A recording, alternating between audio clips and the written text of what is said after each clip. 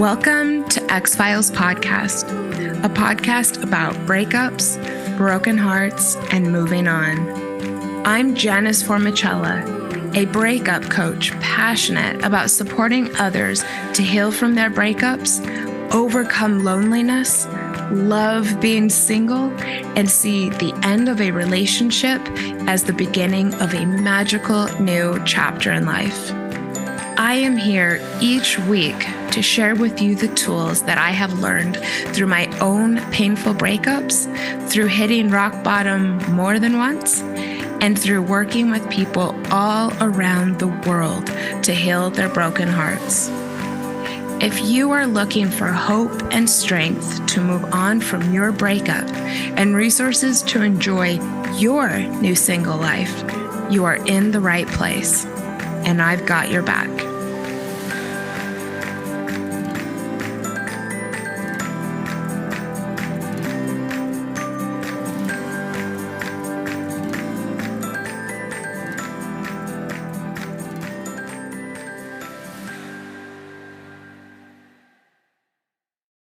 Welcome to another episode of X-Files, dear listeners. I hope that you are having a great week. And if you are working through putting a breakup behind you, I am sending you so much strength for the days ahead. Today, I am continuing my Sexual Health Awareness Month series with an absolutely beautiful interview. I am honored to be sharing the wisdom of Melissa Louise with you today. Melissa, pronouns she and her, is a leading pleasure advocate, an erotic blueprint coach, and sex, intimacy, and relationship expert. She supports women to reclaim their divine birthright to feel alive, orgasmic, and turned the fuck on, no matter what their age or relationship status. And she supports men to be more attractive, powerful, trustworthy, make more money, and find freedom by lasting longer in bed. How cool is that? You can find her on Instagram at The Pleasure Studio. You can find more of her information in my show notes. Melissa is a truly magnetic human, and I'm so thrilled to share our conversation with you, and I am so thrilled to have connected with her. A couple things before I begin. First, Melissa has a special course starting soon, Claim Your Eroticism, an Erotic Blueprints program. Please go and check it out. I am sure some of you out there would be transformed by working with her. And if you are single right now, which I know a lot of you are, this is the time. Second, later in the episode, Melissa and I talk about ethically sourced gems. Melissa recommends Sacred Lotus for a fantastic option. You can find them on Instagram at sacredlotus.yoni.rituals, and the website is in the show notes. Please take note of a discount code for my listeners. If you use the discount code Melissa Louise, you will receive 20% off your order. It is really important that we know where our gems and our stones are coming from. So please take note of this and let me know what you think. And last, you will hear Melissa and me talk about the erotic blueprints, and you will hear me promise to report back about my own type.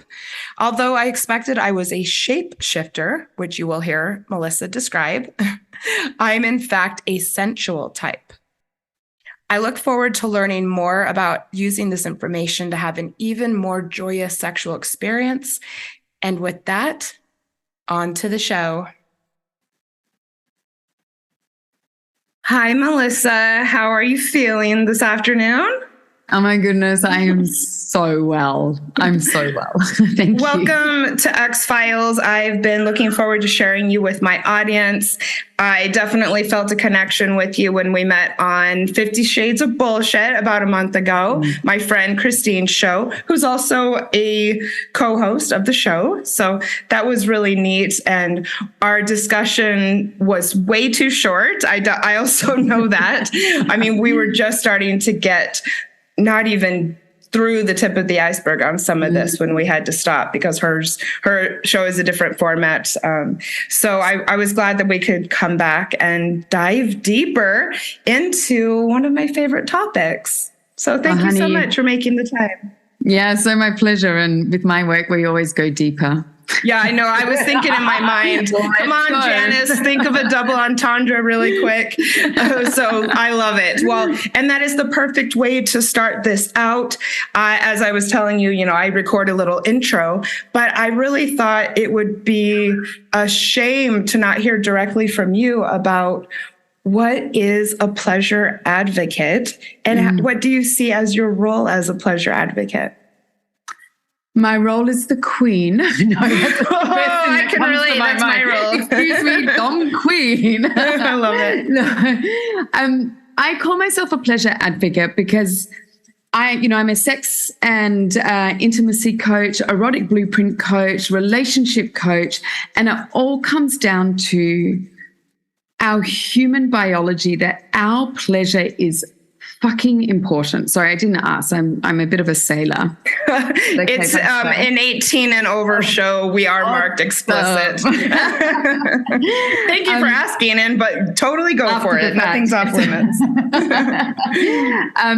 So yes, our pleasure is absolutely non-negotiable. We live in a culture, our culture lives in a society that is so hell-bent on keeping us in a cortisol-driven based existence, which works really well for many different parts of our culture, which is the medical society, the paying tax society, the depression society. It's all based on cortisol living. Pleasure is the way that our bodies are innate and naturally designed to get rid of cortisol out of our body. So I can go down to this, down the scientific, realm of without pleasure, we're basically just dying. We're existing and dying every day because we're living on cortisol. Well, if you don't mind, I would love for you to maybe just say in a nutshell what that means. Okay. No, go ahead. So when our body's being run on cortisol, especially for the feminine, our bodies our hormone system works really differently than the masculine. We also have different hormones that make up our structure. So the female body works differently. We're governed by the moon. The way that our hormones get reset is through orgasm, through pleasure, and our levels of testosterone are a fucking lot lower than the men's, like up to 13 to 15% we have of the masculine's amount of testosterone. So as soon as we finish using our testosterone, we are now running on cortisol. So in general terms, that is by 9:30 in the morning, women are running on cortisol for the rest of the day, rest of the week, rest of the month, for that decade, And if we have a look at our medical system, we have more hospitals, more doctors, we have more pharmacies, we have more medication available to our modern day existence, which if no one really sits and looks at that, it's like we look at our fucking heads in the sand like an ostrich. Yeah. We're meant to have this modern day society that is so fucking ill. And it always comes down to the root cause of stress and cortisol. Now, when you also look at a man's body and function, the sexual function, you can build and build and build. Like you can keep on taking herbs. You can do 100 squats and deadlifts every day to build testosterone. If your body is high in cortisol, that testosterone can't go anywhere. We need to flush cortisol out of the body. We need to be resetting the hours that we are demanded to work, the days we're demanded to work, the way that we live in a trauma-based society of raising children with two parent or one parent in a house, and the fact that our food security, our shelter security, our happiness security is based on our soul actions. We need to build, build, build.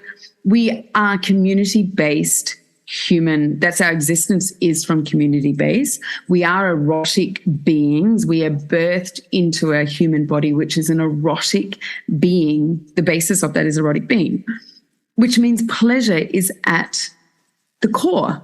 And yet it's vilified, demonized. It's been taken over by religion, not spirituality. Religion has, made sure that the feminine is guilty for existing.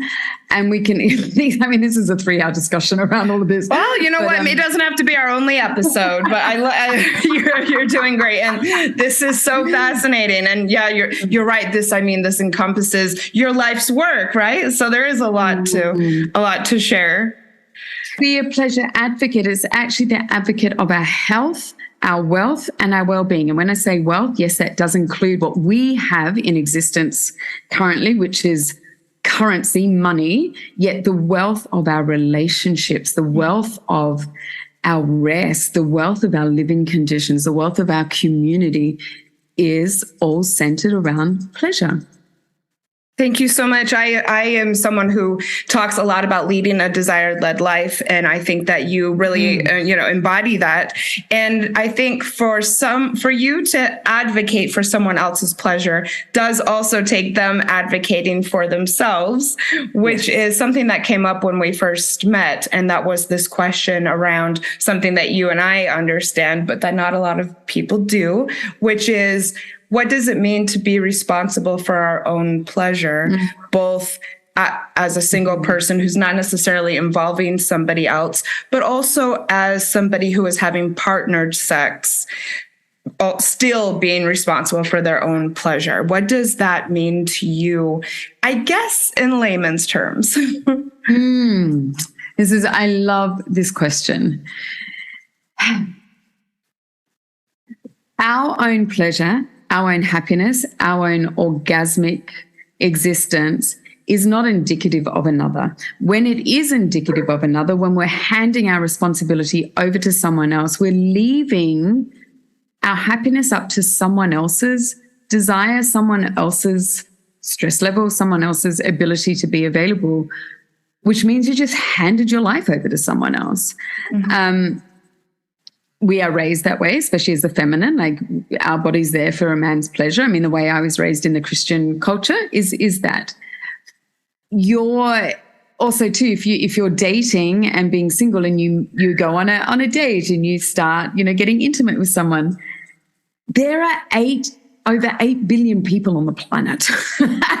That one person out of 8 billion that's sitting in front of you, who you're one out of 8 billion, they cannot guess how your body works. How do you rise to orgasm? This is another thing that we've fed in the medical society. How does orgasm work? Like, it has arousal, then, a plateau, orgasm refractory. That is one type of orgasm in the male body. It's not how the female body arrives to orgasm. Plus, they're just talking about one type of orgasm in the male body. There's more than right. I have had that, but there's certainly a wider range. Of course, I'm not saying it doesn't happen, but that is not the extent. So when we're handing, it's also too how well versed is that person? Is it part of your interview process? Part of your dating process? That's a good point. To inquire about how they come to orgasm. Do they self-pleasure? Do they take care of themselves? Do they know anything about the female body? Like, it astounds me the amount of people that are willing to get naked with each other and allow entrance of a genital inside of their body, and they haven't even asked the person if that person knows what they're doing. Yeah. It's like, you wouldn't give your car, you're not going to hand your Porsche, which we are, over to someone just because they're able to hold the keys, which you hand them. Like, do they have a license? Do they know how to drive? What would you ask someone ahead of getting intimate with them to suss some of this out? I mean, I think for me, even, I can tell if a person's sensual. I can tell by how they kiss, how curious they are about me. But I don't know that I've ever really had a conversation with someone ahead of time about, I mean, I don't even know what I would ask if you don't mind. I mean, what are you really talking about here? And this is really cool too. Thank you so much. I mean, the questions vary, and it's also a sense of play. Like, it's not that you go, I mean, being an erotic blueprint coach, it also depends. Is that person energetic? Can you feel like they're going to shut down if you're going too fast? Okay. Is the person sensual? If someone's really sexual or kinky, there's all of these different ways that they're going to be communicating. Hopefully, if they feel safe in the container where they're speaking with you, it's inquiry. Like, why not inquire? What are you into? As a woman, yes. Oh my God, as a woman, I definitely want to know how long he can last. I'm not allowing someone to masturbate inside of me. You do that at home fucking 3 times a day. And you're right. I think that this can be playful and something that men, everybody would love to hear from someone who they're interested in, right? What are you into? Like, hello. What are you into? What works for you? What, if this happens, what can I do for you? If you had it all your way, how would you like, if you know, and you can even play role play. Okay, just imagine we've walked into the bedroom and we have 3 hours ahead of us. If you had it all your way, what would you like to happen? How would you like to please me? How would you like me to please you? Now, if you're asking these, especially if you're across the table at dinner and you're using, playful language and you're being seductive and that person goes, oh, I don't know. I mean, that's a red flag. In not saying like blow them off. It's like, I'm picking something. Are you comfortable in speaking about this? And what are the reasons for that? And then that's your boundary. It's like, honey, I really appreciate that you're uncomfortable about talking about it, but this is really important to me.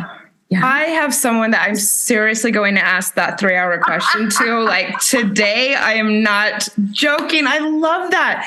This is so brilliant. I love that you're so practical. And I'm going to use that. Sexy practical. I may be practical, but I'm fucking sexy about it. Oh, for sure. I guess I just like to always give information that people can use. And I enjoy that question a lot. And this actually comes directly back to something else that came up when we met, and something that I hear, I guess, more from women than men, though, we do have male listeners, and they better be listening to this, what I'm about to say right now. Sit down, honey. I hear women, female friends telling me that when they are intimate and sexual with someone, that they don't pay attention to her needs, that they kind of try to move things sexually in a direction that they're not comfortable with, that they feel it becomes laborious. To me, I know that this is because one of the reasons being that they're not, neither of them are speaking their needs, and also that nobody can read your mind.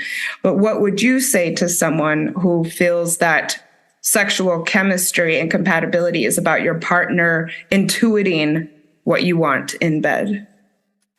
Well, intuiting is a really interesting, to be intuitive about someone's needs means that you know them. It means you've been taught. It means you've been shown the way. So if you are in the very first days of dating, but this is the other thing, if you've given information, you've shared information, and the responses that you've received are not what you need, this is your responsibility. You're responsible for your own pleasure. If you're not receiving the response, you don't feel safe.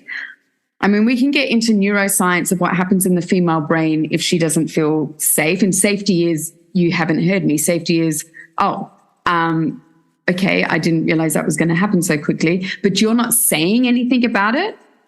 You're also handing your experience over to the other person, then getting pissed off about it. So it's like, honey, if you didn't have the boundary, if you didn't get up and you didn't walk out and you stayed there, you've just handed it over to that person. So you're also responsible for not saying something. That is not going into, we have a whole culture around, yes, the masculine is often much bigger. Yes, women are raised to be afraid of men in those situations. Many situations will not go into hurtful things. Like, men are not generally, horrible human beings that are out to hurt women, but often women have that in the back of their brain. So I can say these things, and it is also deeper. I completely understand that. But the person in front of you is not the person that, you felt scared of 15 years ago, but we still act from that. So that does equate to a lot of silence. The fact of being intuitive is like, is that really fucking fair? Are you intuitive about what they need? Do you know how to lift their cock? Do you know how to is he into anal? Do you know that?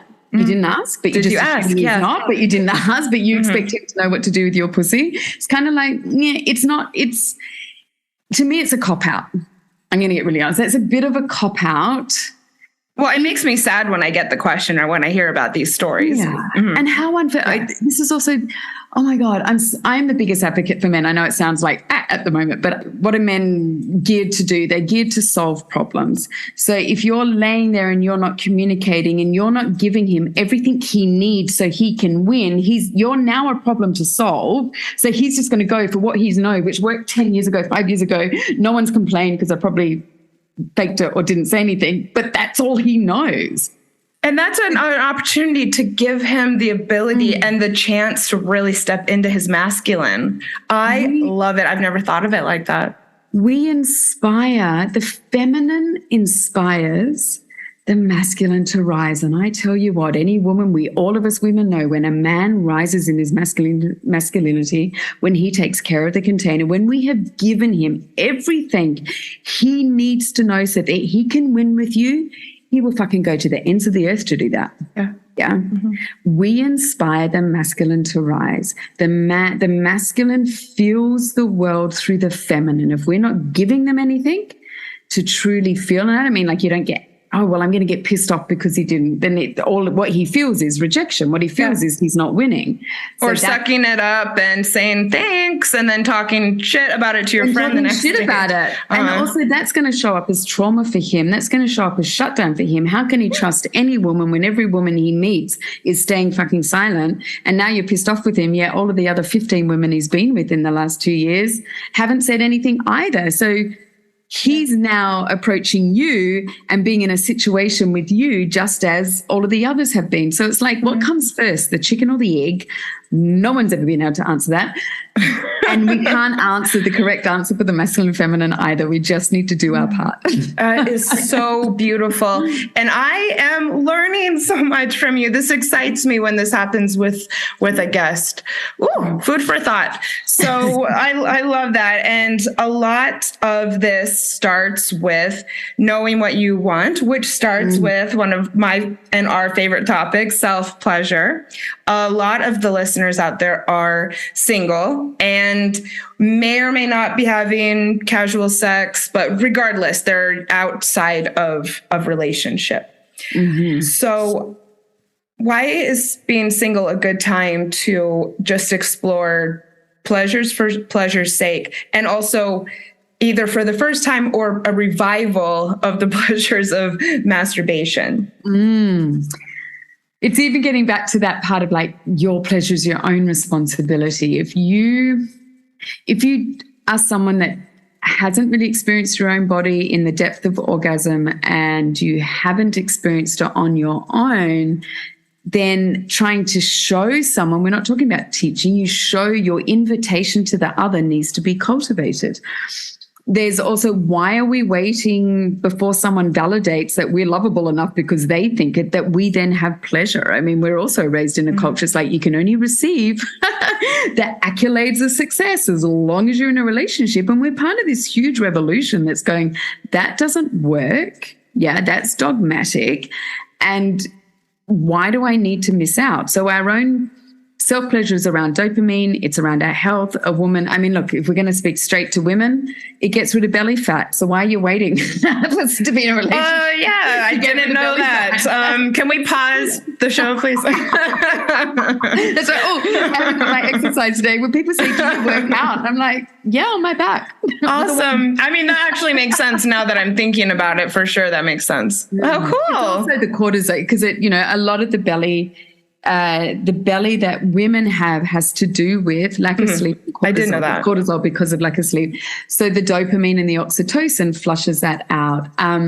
Also, too, it's like, why would we wait for someone that we haven't met yet, that we hope exists? And we can go down into actually what's happening for men in the culture now. It's getting... The reality is, the men are going through they're going on a downward turn and they're going to come through a huge awakening around, for themselves of being men in the world and what it means for them too, to be responsible for their own sexual energy. But that's probably my son's generation, and I am into younger men, but I'm not going to wait for that generation to grow up. Oh, fascinating. Like, it's not up to someone else to validate our passion, our happiness, our pleasure. our fun in life. Yeah. And there's too, like you get in a relationship and what happens if that's a big work in progress and you're still not having pleasure? It's like, I didn't come to this earth to exist and suffer and blub along, It's like, yeah, same. If someone, what would you say though, to a man or a woman? I'm guessing that this is a little more prevalent with women, but I could be just being really ignorant right now. But what would you say to someone who says it just doesn't do it for them, or they can't, get aroused without a partner, which are also things that I hear? I love this question because most people have never heard of the erotic blueprints. Most of us don't understand that our nervous system triturates to arousal in different ways, just like we have different love languages. I mean, most people are very familiar with the love languages. Yeah, the 5 languages. Cool. So we'll go over to the erotic blueprint right after this. Yeah. Mm-hmm. So when we understand how our nervous system arrives to arousal, when someone's saying it doesn't do it for me, we got to look at the messages we received. I was with a client yesterday and she was sharing something, and it's like, my first question was, so how is your relationship with your mother? And of course, straight away, everything comes up of what she saw with her grandmother, her mother. And it's like, no wonder you think this way. And she'd never thought of that. So we've got to look at how we were raised, what was set in our primal brain, which is set from the moment we conceive to when we're 7, 8, the meaning of being loved, which means we belong, which means we're safe. All of that, those 3 things lie in how we do life. So where have you learned that your pleasure is only worth something if someone gives it to you? It's beautiful. It's like we dress ourselves, we feed ourselves, we can research and work out what food works for us, what workouts work for us if we want, what car we want. Pleasure is no different. But if it's in our primal brain that it needs to happen through someone else, then we have a neural pathway set, neural pathways are, I shouldn't say so easy. I'm not going to say so easy. It's not like, just getting a pen and writing it down. Neural pathways are able to be reset. This is what the Taoists and the Tantrics have been teaching for thousands of years. So you can shift and change it, but you need to understand where it was set first. So not doing it for ourselves also comes into, are you getting the sex? Have you ever had the sex that really nourishes you? Yeah, that's a good question, because I know from my experience speaking with people about this, a lot of the times if this is how they feel about self-pleasure, they're often not satisfied with a partner either. Yeah. So because you brought it up a couple of times, let's dive into the erotic blueprint. This is becoming a little bit hotter of a topic right now. It's something that I am personally really interested in studying. I don't know, maybe my year is going to be 2023 for diving into this. Mm-hmm. What is the erotic blueprint? And I'll just end with that. Okay. So the erotic blueprint is, it's your own personal pleasure map and your language on how your nervous system triturates to pleasure. So just as the love languages, there's 5 of them, how you give and receive love. There's 5 erotic blueprints that articulate how your nervous system arrives to pleasure. So there's a quiz that you can do, and the 5 erotic blueprints are energetic, sensual, sexual, kink, and shapeshifter. So often, let's just go straight into sexual. A sexual blueprint is basically what our society has demonized but also accepts as how sex needs to get done. So you look at the porn industry, sex is P&V, which means penis and vagina. We're going straight for orgasm, 0 to 100, and it is like from A to B, and that's what we're doing. We're racing towards that. It's ejaculatory, it's visual, which is why the porn industry is completely, evolved around the sexual blueprint. Energetic blueprint, the superpower of and I just want to, with the sexual, I'm not demonizing that using those examples. It's just that it's so accepted that when someone says, I can't reach orgasm, I'm not turned on, I'm not getting the sex that that just doesn't, I don't enjoy sex with that person. It's like everyone's kind of running through this picture because we're fed, we see it in movies. I mean, no woman's body is ready for sex for what a movie, even half of the, like, you know, a TV show even runs. A 30-minute TV show, your woman's not ready for sex. But like, boom, it's happened. So we visualize that. And so women are going, there's something wrong with me. He's kissed me passionately. Why can't I have penetration? Totally. So the sexual blueprint is really, it's fed, it's shoved down our throats, but we're still not given enough information about it, how the body works.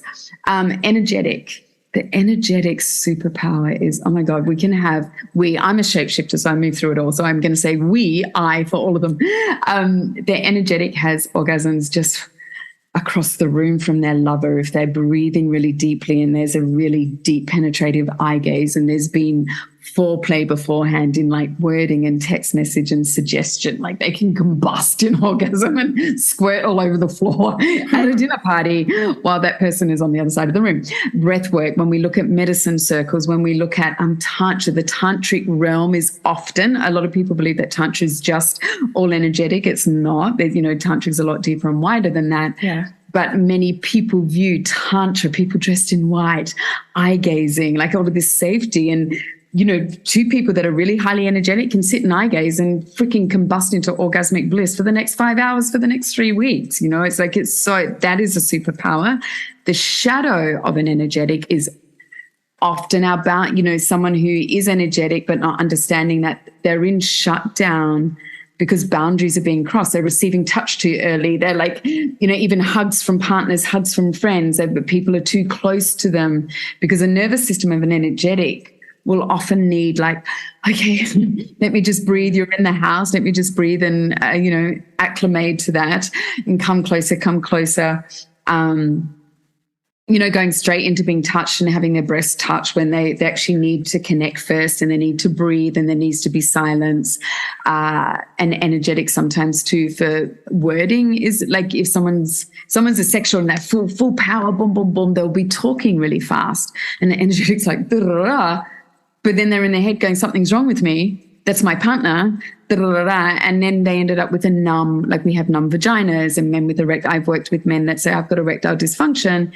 He's done the quiz. He's an energetic. And it's like, he doesn't have erectile dysfunction at all. It's, why not try this first? Why not do some breathing? Little warm up. All of that stuff. Then we have the sensual. And the sensual is the 5 senses. It's that, what things taste like, smell like, look like, feel like, sound like, you know. So it's just being so enriched in life around, you know, the sensuality of everything around them.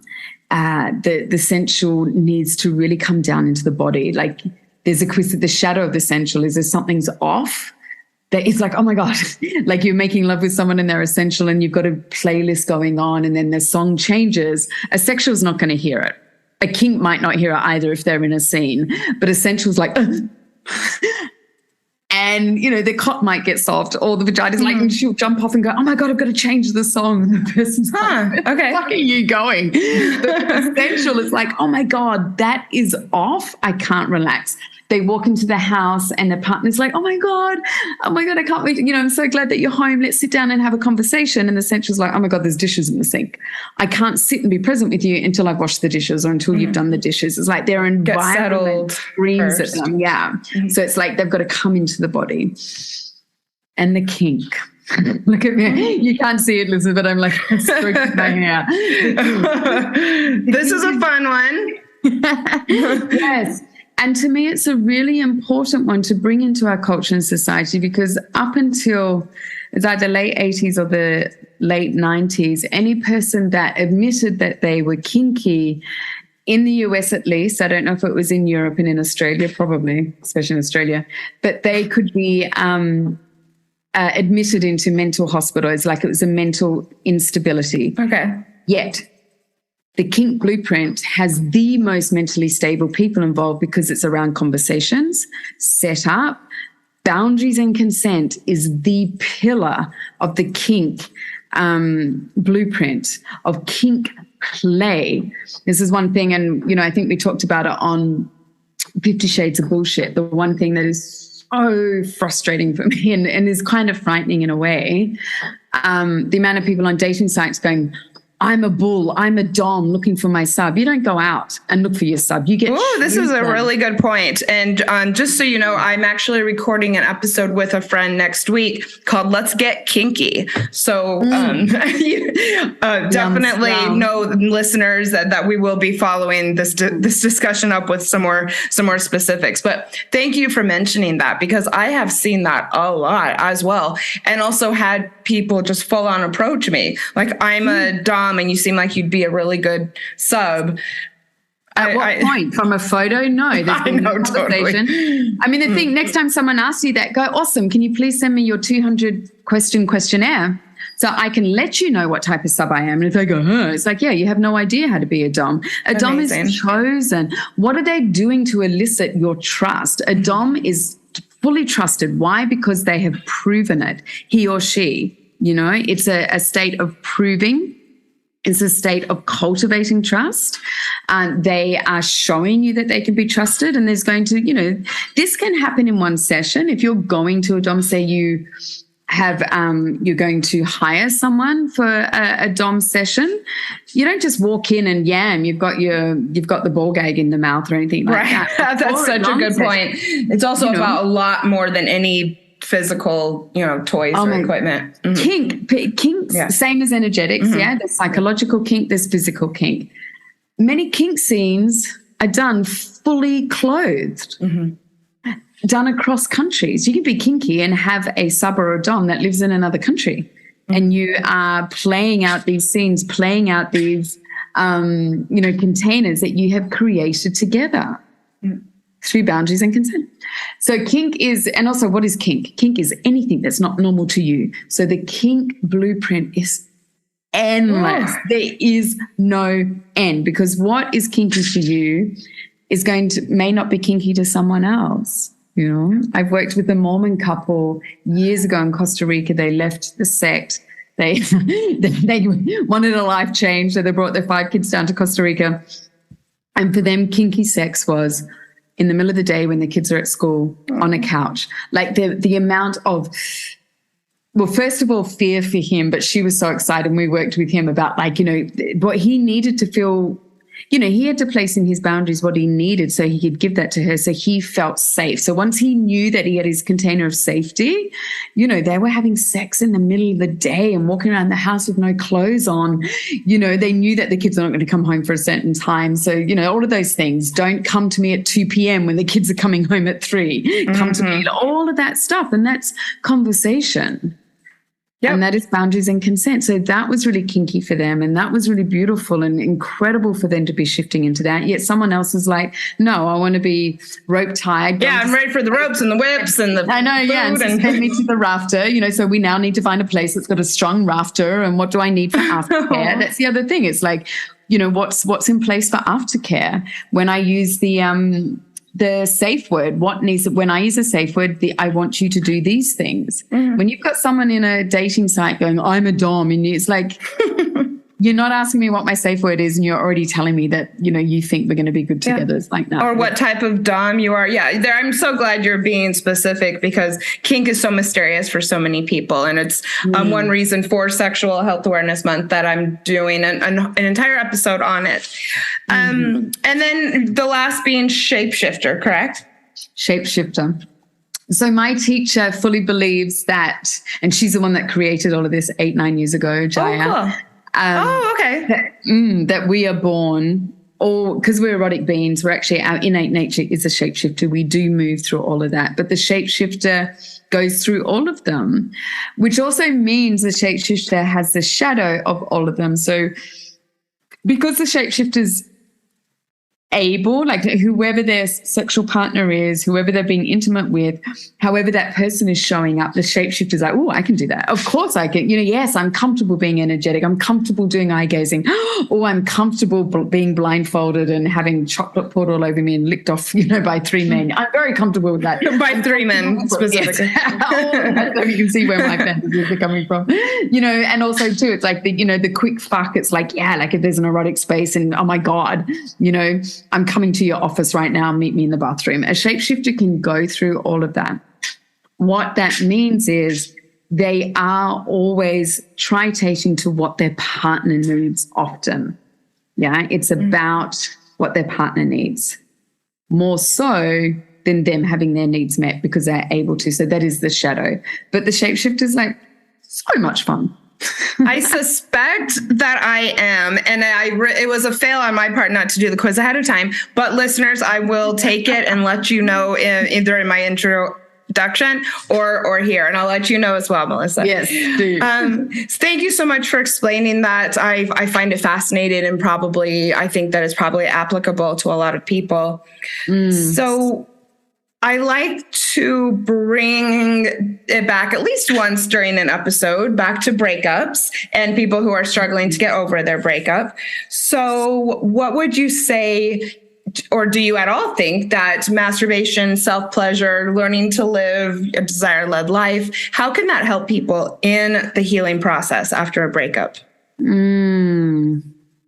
I think it's a very nurturing, caring, beautiful way to move through a breakup. I mean, when we're looking at loss, when we're looking at grief, this is the other thing, orgasm and the health of our orgasm is not about joy all the time. I mean, especially in the feminine body, also for the masculine body, but it's a much deeper understanding and many men are not aware of this. But the female orgasm, the depth of her, what we call some people call the G-spot, her sacred area, is actually the emotional orgasm for the man that's inside of their anus. It's actually a prostrate gland. This whole thing of a G-spot is a prostrate gland, and the female has it around her urethra on the inside, in the first part of her vagina up there on the anterior wall.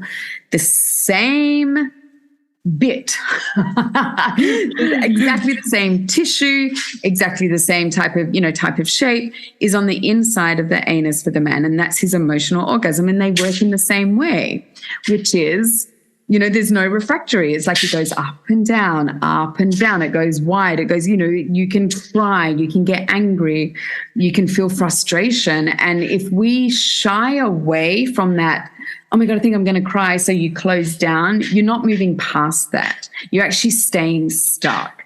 And it's so interesting. We're talking about this right now. What I'm noticing this last month, and I'm in this is also understanding how orgasm works in the body. I've just this year walked through the purple tent. So being 50, for me, I've stopped bleeding. Now it's a very, very dark winter. Coming into that is something else we don't talk about. It's like, how do you know she's going through menopause? The winter of coming into menopause, leaving the bleed behind, we also shed, our lives thus far. The dark winter is to really look at things that are not working, or the things we haven't processed yet. Yeah. So for me and my self-pleasure practices this last month, 6 weeks, no matter how fucking exquisite and my eyes are rolling back in the back of the head, then come the tears and the sobbing. And I haven't had that for a few years. It's like a few years ago, through shift and change, I found I was crying a lot after my orgasm or during, and then after the cry, there's absolute peace and joy. But also as a woman walk through the purple tent, this is what my body, this is my emotional being, my physical being, my spiritual being all together. This is how it's processing. So if I was to close that off, and I speak to so many women, they go, oh yeah, no, I don't cry. Yeah, I have those feelings and I shut down. And then they're not having orgasmic experiences going, oh, I'm broken. It's like, no, you're stopping yourself. The point of the emotional orgasm is to release grief, fear, because epigenetic science is proving all of this, but they still won't talk about sex, proving that epigenetics, we bring on trauma from our mothers, from our grandmothers, our ancestors. it is designed to be released through orgasm. It's the point of orgasm is to move energy. So if we're holding it down, we're clamping it down, then you're going to stay like that. So when you've gone through, you're going to keep that in your body, in your myofascia, issues are in your tissues. So going through a breakup and not touching your body, removing yourself from yourself, going inward and depressed, that is not going to shift out of your body. It's going to stay in your cells, like your grieving will stay in the cells. So it'll take a lot longer to move through it. And then when you do find someone else 2-3 years down the track, it's still in your body. If you're holding on, you're like, all of these walls we put around ourselves come from not moving through for many different reasons. One of them being we're not moving through. We're, emotion in motion. Well, do you think that processing these things through masturbation is about setting an intention or just kind of seeing what happens? I practice sex magic. So often, I set a container just for myself, set an intention ahead of time. I use it as a manifesting tool, as some people will be aware of. And some people are just going to have their minds blown by that just now. So, but I guess I don't necessarily use it to process pain out of me. So what would you suggest as a practice for using masturbation to move pain out of your body? So speaking about the female body, yoni crystal eggs, crystal wand. So, it depends how deep, how affected you feel by the breakup. Obsidian is incredible crystal to clear. Jade is an incredible crystal to clear. Great. If you're needing something softer, you use rose quartz. Definitely, you can do it either way. It's not, if you don't do it one way, then you're not doing it. I mean, just go with the flow. Yes, using orgasm, you're filling your body with dopamine, you're shifting your energy in your cells. So life does change and shift. Setting an intention is fucking beautiful, especially on the dark moon, the day before you bleed. The week coming up before you bleed, the dark moon in the sky, the dark moon before the new moon. They are incredible times to be going inward, really allowing yourself to be in the underground, using your orgasm to release, burning pieces of paper that you write stuff on, whatever. You can do it as in-depth as that suits you or as simple that suits you, which is just like, oh my God, I just can't let go of this person and have, okay, spirit, show me, and have an orgasm to go, I want to release we're often going for the big bang. It's like, I want to release that person. It's like, I want to release. It's not going to happen in 27 minutes, love. Like, seriously, it's like, show me the next step, and we go. Perfect. I keep using that word, perfect, because I'm just into this. Thank you. So my pleasure. I'm like I said, learning things as I go. And I thought that all of that was brilliant, and definitely needing, I'm going to speak to you after, because I'd like to know where is a good place to source some of these eggs, because, and like my heart started pounding, which is the turn on when something resonates with you. And that really resonated with me. So thank you. So I mean, we can talk about it afterwards, but we can also include the link in. I have a woman that I work really strongly with, because she has been to all of the women's collectives that she sources her, so in Brazil and here in Mexico. She's in the States. She's in the state of New York. Her and I have taught on and off through Costa Rica, Vancouver, and the US, and online over the last 6 years. And I really stand behind her product, because I know she knows where she sources them from, and she's met the women and all of that stuff. So it's like, as long as that's great. And I'll include, so it's like, let's be integral about it. Yeah, that's why I'm asking. And I will include the info in my intro as well, so that people can make sure to get it. And just so everyone knows what it is that we're talking about, is there's lots of very unethical, harmful practices that go into mining or collecting many of the gems that you find in your quote unquote standard gem store. So thank you. That's important to me. And I would encourage anybody, if this resonates with you, to check the source of your stones. Does anything stand out to you as far as single people in your practice, and maybe like a theme or a pattern or something that you more see in single people struggling with? There's 3 things going on right now. Straight away, men came to mind. So, when a man cultivating his own energy, if he's wanting to be in a new relationship, he's wanting to have not even a full-time relationship, he wants to have a lover. It's like, what is your offer? What are you offering them? So, heartbreak or being resentful or being pissed off about a breakup, taking that into the next one is It's, you're going to get what you're creating. So the masturbating, harnessing their own sexual energy, number one, is really fucking powerful. It makes you more trustworthy, and it makes you this powerhouse in your business and your work. So really supporting men that it's not about finding a woman for you to have sexual pleasure. You need to cultivate your sexual pleasure, understand your body, learning. It's the major thing that the majority of my coaching is teaching men about the female body, about cervical orgasms, about the A spot, about the U spot. Like, men just look at me and go, huh? And it's like, I know where the clitoris is. It's like, yeah, but, even teaching men how big the clitoris is. But also, do you? I know. Yeah. And all of the different ways, but also for many men, it's like, what are your desires? What do you want? And they're like, oh yeah, but men that want to take I want to throw the woman up on the wall and hold her up and fuck her wide open. It's like, well, what are you doing? Create the safety. And how is that offer being cultivated? If you want to hold a woman up against the wall and fuck her wide open, how trustworthy are you? How can she surrender and trust? So where are you taking the lead?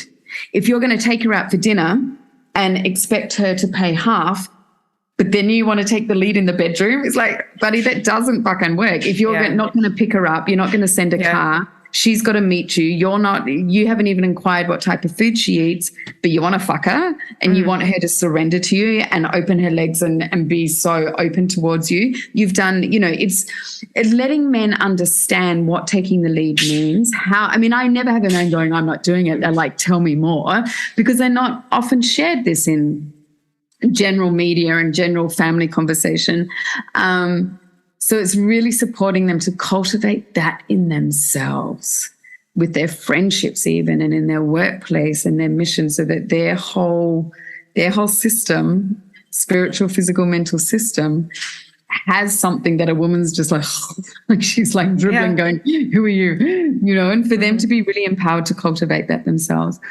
For women, it's understanding their body. And many women that I work with also have a really deep misunderstanding, like they're emasculating men, consistently emasculating men, and then getting pissed off that men are not showing up for them. And so a lot of my work is supporting women and teaching them what emasculation looks like, how to actually talk towards the masculine, so that, because the men want to protect and service and provide for us.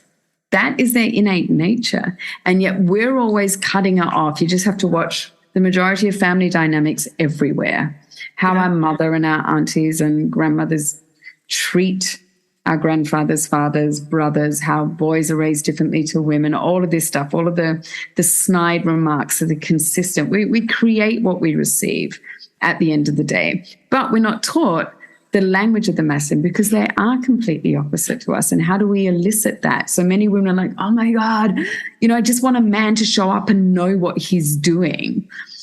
Yet the way that many women operate is like, well, the way that you're operating is attracting the men that have no idea what they're doing, because that's the only thing they know and you know. So when we shift their energy and do the work on emasculation, do the work on trust, how to elicit trust within a relationship, things can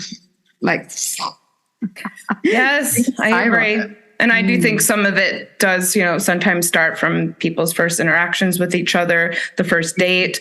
We did an episode on first dates ages ago, and we got tips from people what they thought their rules were. And some women said, never let him pay on the first date.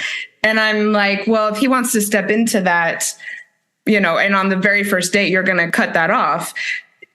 Maybe that's not really setting the best foundation of, letting him step up and spoil you and take the lead a bit. It's actually, I'd love to dive deep into that. When a woman's saying, don't let him pay, what is it that so straight away she doesn't trust him, straight away she's dismissing him, straight away she's emasculating him, then requiring him to look after the space. Yeah. But so that's just that, surface level. What is it in the feminine that she, what does it mean? Many women believe it, he's going to think I'm weak. I have done I used to in Costa Rica at the Festival and Vision, I used to hold huge workshops. We're speaking to 300 to 500 people in small red tents. Everyone would lift 300 to 500 people in small red tents. Well, that's the thing is they kept putting me in the red tent and everyone's wanting me on the big stage. So they would just come and rip the sides of the tent up. The men would come in. Like, it was a huge thing. Amazing. Of like to Envision Festival going, why do you have Melissa in this freaking red tent? Men. They learned that lesson. Yeah.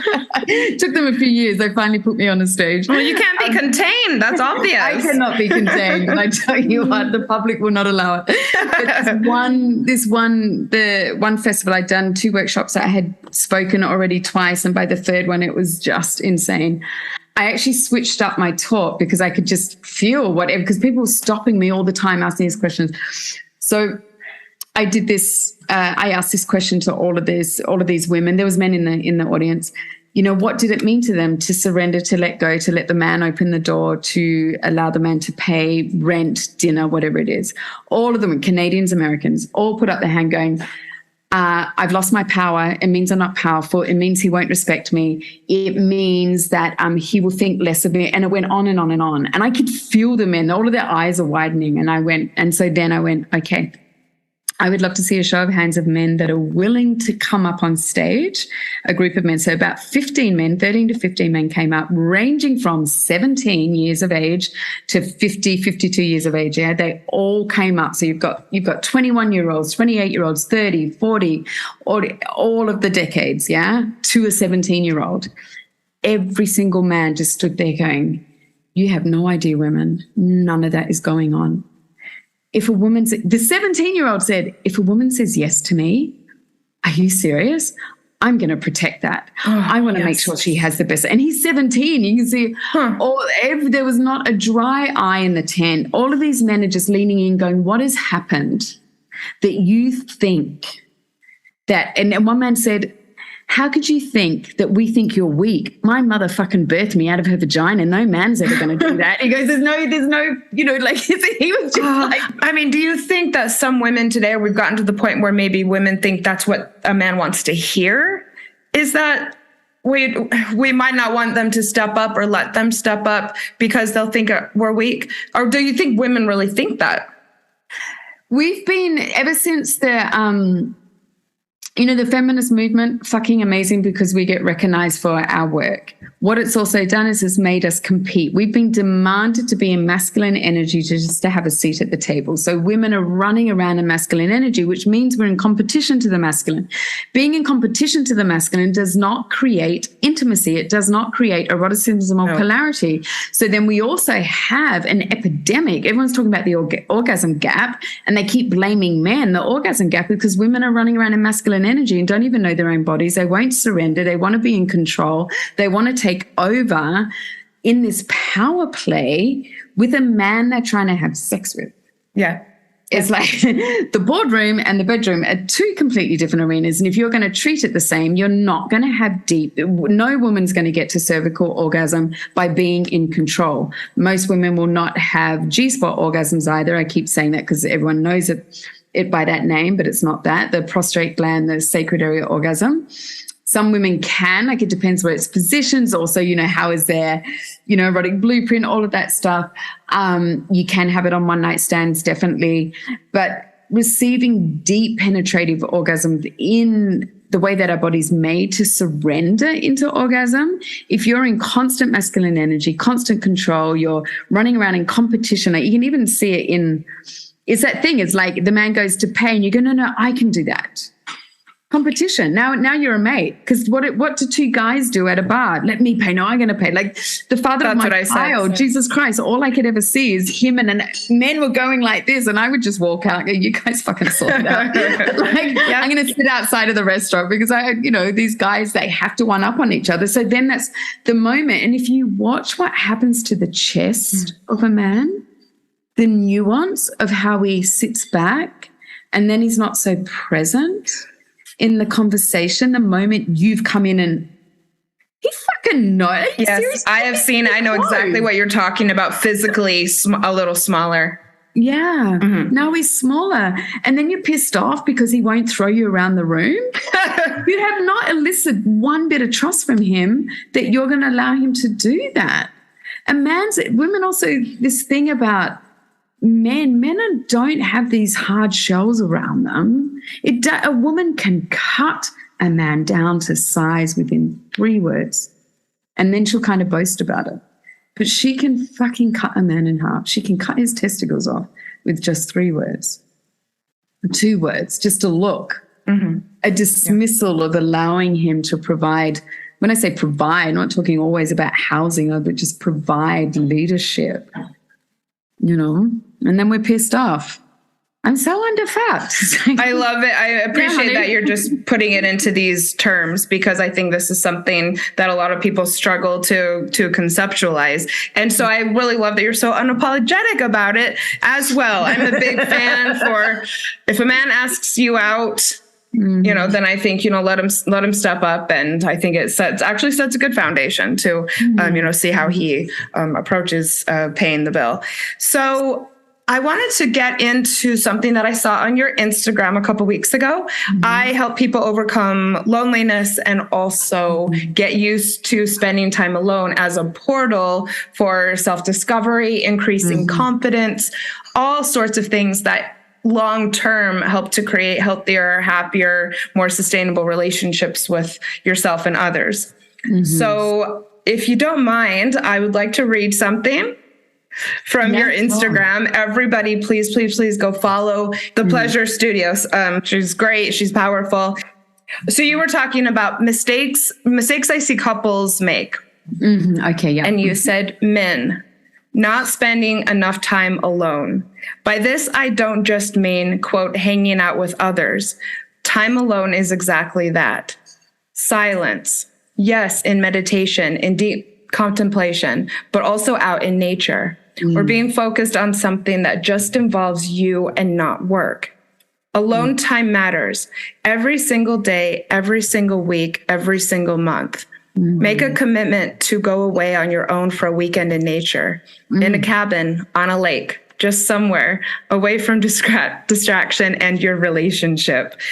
So first of all, if you didn't think that people were reading your Instagram posts, I read most of them, and it stood out to me. Again, it was one of those turn on moments where it just made so much sense. I don't know that I've heard too many people talk about the importance of men spending time on their own. And so I would just love you to maybe talk about what you wrote here, why it's so important, how it can help with possibly your single journey, enjoying your single journey, but also what this means for future relationships. Thank you. Yes.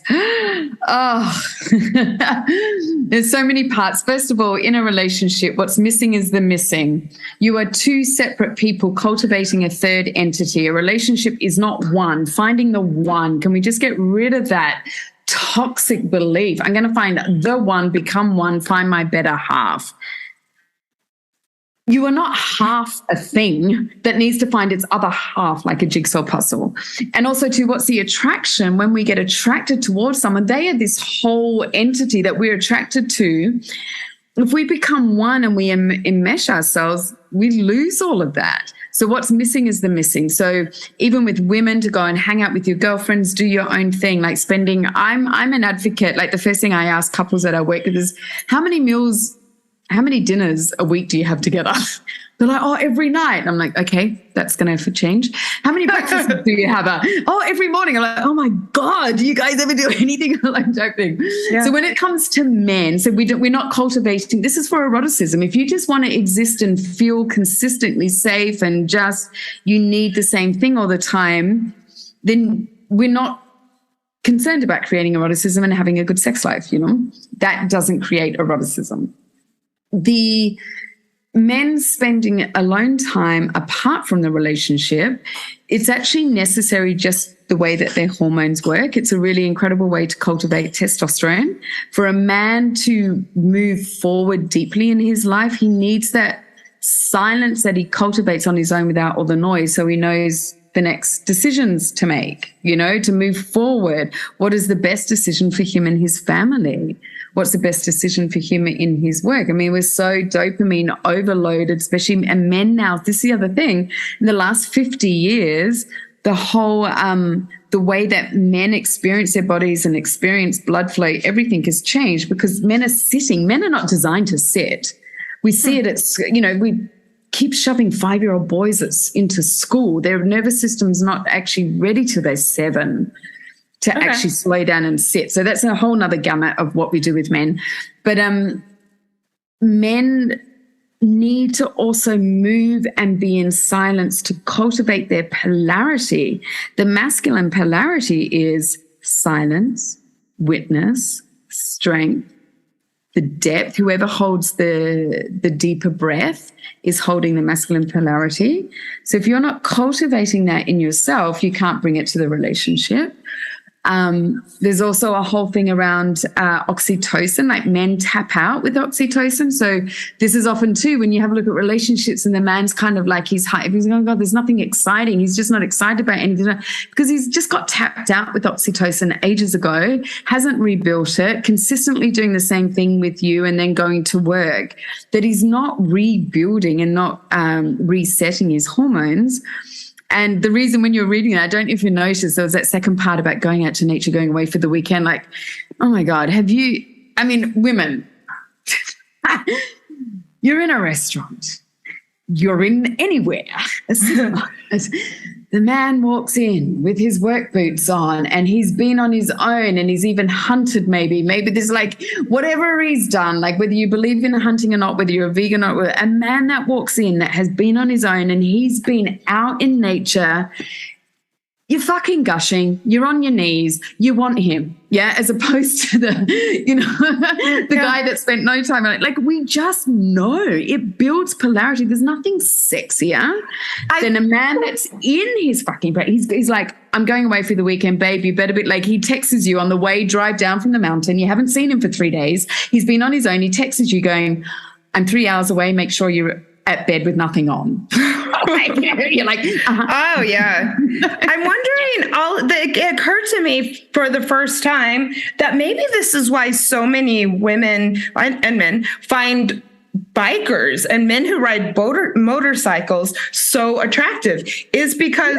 yes, of course they plan trips with some biking dudes once in a while, but a lot of them go up into the mountains on their own and go out for the weekend in nature, doing something that takes a lot of skill, completely uninhibited and totally cool with spending the weekend on their own. And maybe that's a big part of why that, trope is so appealing to so many of us. Yeah. And the other thing, so first of all, they're unapologetically doing what they want. You've got a family dinner on, you know that you can. So the thing is, the masculine energy is being unapologetically taking the time for himself, which means we can't control him. Which means it's fucking set. He's going to do what he wants, that looks after himself. It also means when they come back, they're 100% with you. This is coming back to what's missing is the missing. We spend the majority of our existence at the moment we're all running on fucking 40%. It used to be 60, 70%, half mast. We're all fucking underneath the 50% line. Like, we're just like, let's go out for dinner. I mean, go out to a restaurant and look at people at the table. Why the fuck are you there? You're not talking to each other. You're all on your phones. You're shrugging your shoulders. You're looking out the window. Don't go out for dinner as much as you do.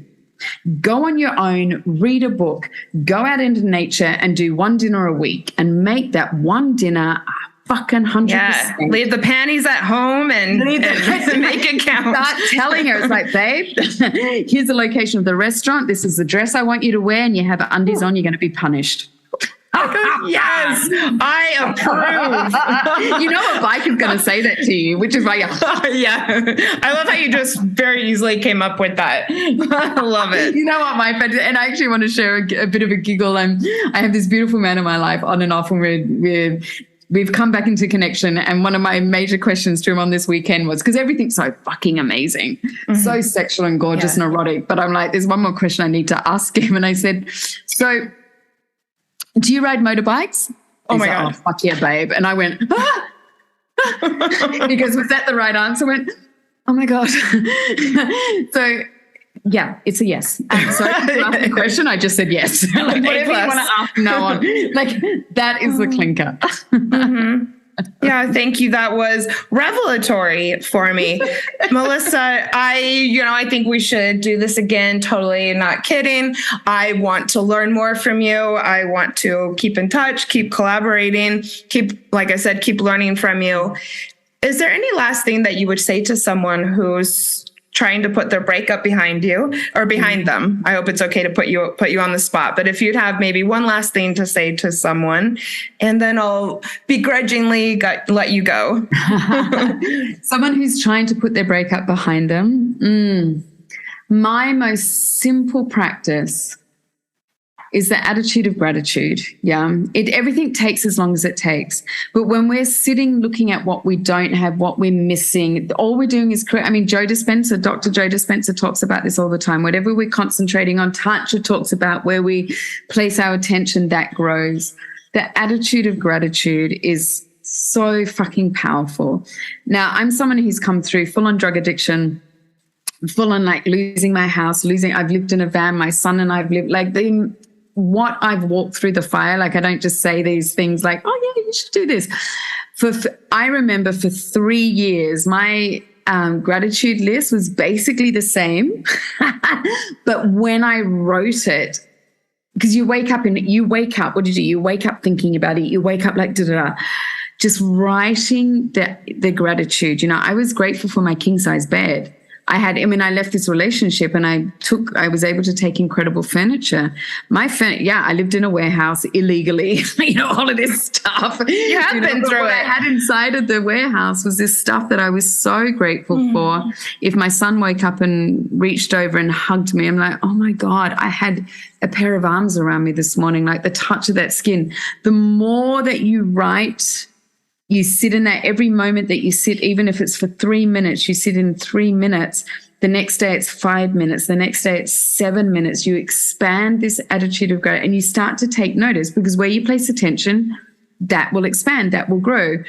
So being grateful for a few things, the next day it's one more thing. And then it's like, oh, the conversation I had, I was grateful for I got the best red apples yesterday. Like it can only expand. It might seem minuscule, but without that, you can't get from A to Z in one jump. You go from A to B, B to C, C to D. And this, even like really big business, people that are really high up in business, they talk about it. I can't remember who the guy's name is anymore. They talk, what's your big business? What's your trick? And he's going, exercise.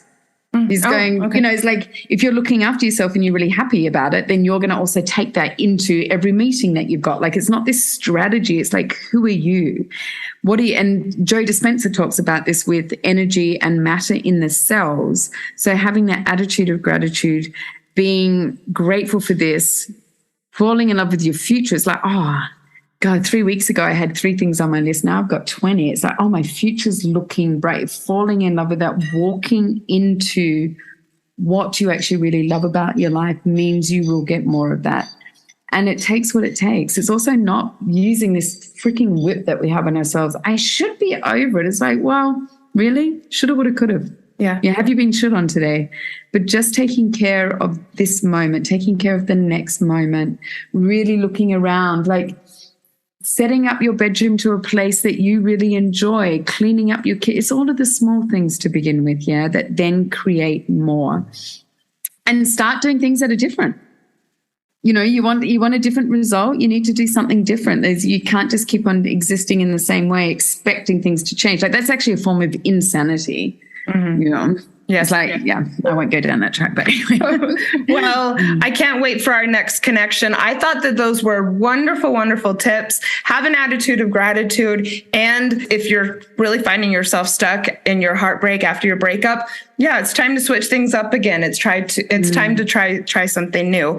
And I also hope that this encourages people to embrace their self-pleasure journey during their healing. Before I let you go, I understand that you have a program coming up that you're very turned on about. So can you please tell our listeners about it? Thank you. Yes. So on the 3rd of October, I'm in co-creation with a co-worker of mine, Alex, who's also an erotic blueprint coach. And he and I have put together an 8-week group program called Claim Your Eroticism. And this group program is all about the erotic blueprints, discovering really good ways to expand your invitation towards your partner, because it's one thing that I always hear. Do I need to be the same erotic blueprint as a potential lover, as a partner for it to work? And the answer is no. So in this program, we are sharing with our participants really great ways to communicate, how to get your desires met, how to ask for that, how to create that invitation, to really feed yourself and your nervous system in your own blueprint, to understand how to expand in other blueprints. So it's a great way to explore all 5 of the blueprints, understand your own, your partner's, and it's actually just going to be loads of fun because pleasure is your birthright. I am sure that there are a bunch of people listening right now who have been really excited about a lot of the content of this interview. So if you want to take a deep dive, please go and check this program out. What is it called and how can people sign up? Yeah, it's called Claim Your Eroticism, and I will put the link down below here, and you can just go ahead and sign up and jump on in. Great. It sounds absolutely wonderful. Everybody go and check that out. Please share information with me about that so that I can post it in the group, in the social media channels. Yeah. And yes, I'm sending everybody strength for the week ahead. Thank you again, Melissa, for being here. Everybody go and check out the course. This is a one-off course, right? It is a one-off course at the moment. That's great. We'll keep on running it in different years, but this is the first time we're running it, and we're bringing all of our genius into this. So end the year on the right foot. If you're someone who's been healing from a breakup, this sounds like a really, really great way to take charge of your healing and end 2022 on a really sexy, empowered note. So please go. Oh my goodness, I love that. Ending 2022 on a sexy and empowered note, because yes, you definitely do not need to be. I mean, both Alex and I are single, so you do not need to be in a relationship to do this. It's so empowering, because then when you're dating, you actually get to pick up on what the potential, this person across the table from you, what their blueprint may be, which means you get to speak in a way that allows them to feel so much more turned on towards you and open to you and safe with you. So it's really exciting. I've got a really good feeling about this. So I look forward to hearing from people who attend, and I look forward to connecting with you again, Melissa. Yeah, thank you so much, honey. It's been so much fun. Thanks, everyone. See you next time.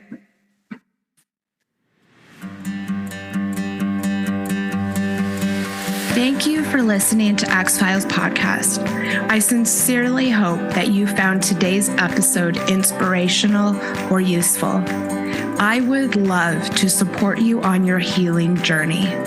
All you have to do is send me a message through the X-Files Instagram account, and I will personally be in touch to get you started. Remember, if you are struggling with a broken heart, your feelings are temporary. I am sending you so much love and luck for the week ahead. You've got this.